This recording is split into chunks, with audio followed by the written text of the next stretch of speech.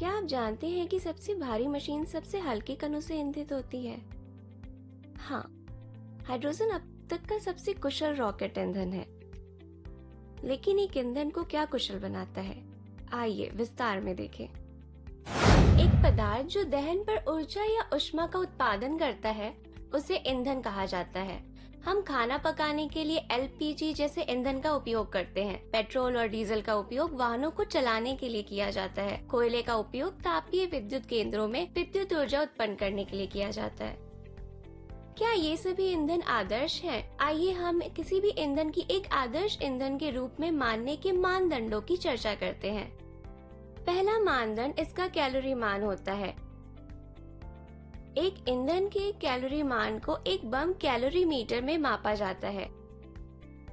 यह जले हुए ईंधन के प्रति किलोग्राम से मुक्त ऊष्मा की मात्रा है। यह स्पष्ट है कि ईंधन का कैलोरी मान जितना अधिक होता है, उतना ही अधिक उसकी दक्षता होती है।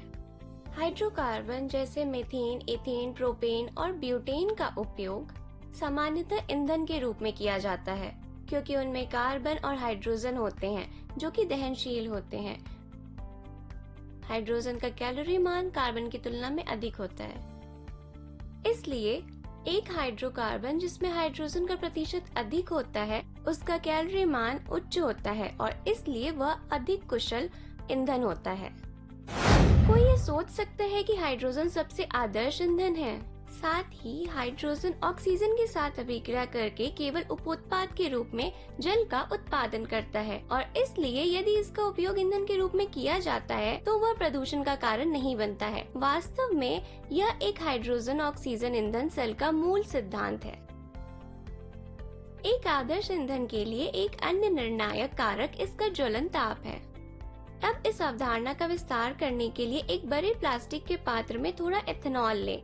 स्पष्ट रूप से पात्र में ऑक्सीजन उपस्थित होती है, लेकिन जैसे कि वहाँ कोई ऊष्मा नहीं है, निश्चित रूप से वहाँ आग नहीं जलती है।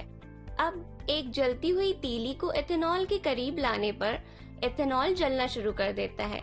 ऐसा क्यों होता है? गर्म करने पर इथेनॉल का ताप उसके ज्वलन ताप तक बढ़ जाता है, जो निम्नतम तापमान पर होता है, जिस पर एथेनॉल द्रव वाष्प में परिवर्तित हो जाता है। ये वाष्प फिर ऑक्सीजन के साथ मिश्रित हो जाती है।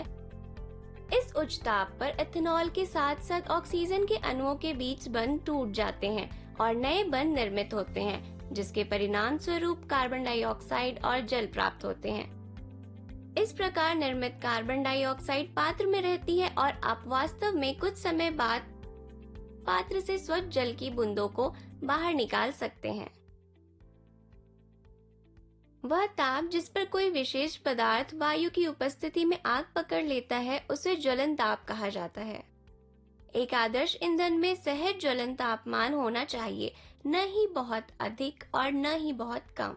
इस चर्चा के आधार पर हम यह निष्कर्ष निकाल सकते हैं कि किसी भी ईंधन को एक आदर्श ईंधन के रूप में नहीं माना जा सकता है। हमारी आवश्यकताओं के आधार पर हम किसी भी उद्देश्य के लिए सबसे उपयुक्त ईंधन का चयन कर सकते हैं।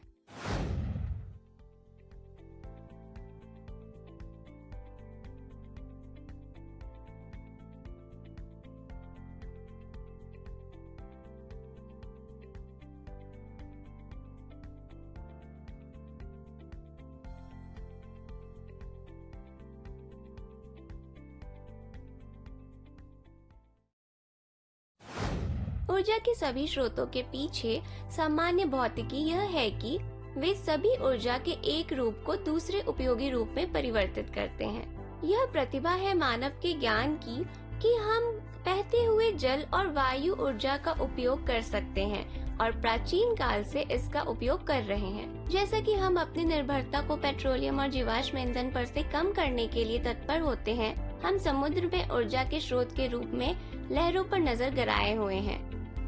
हम पृथ्वी की सतह के नीचे तापीय ऊर्जा की खोज भी कर रहे हैं। भविष्य की ऊर्जा के वैकल्पिक और प्रचुर स्रोतों के बारे में अधिक जानने के लिए हमसे जुड़े रहें।